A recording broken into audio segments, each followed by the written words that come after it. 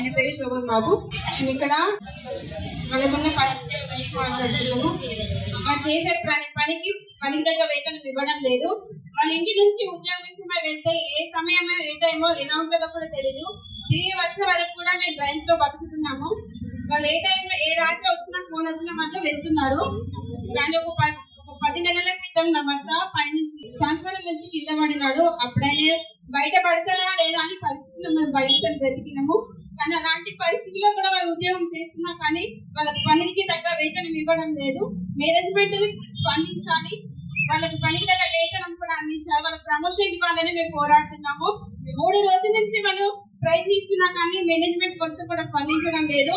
ఈ రోజు మా కుటుంబాలతో వచ్చి పిల్లలతో కూడా వచ్చి మేము ఎండలో చేస్తున్నాము.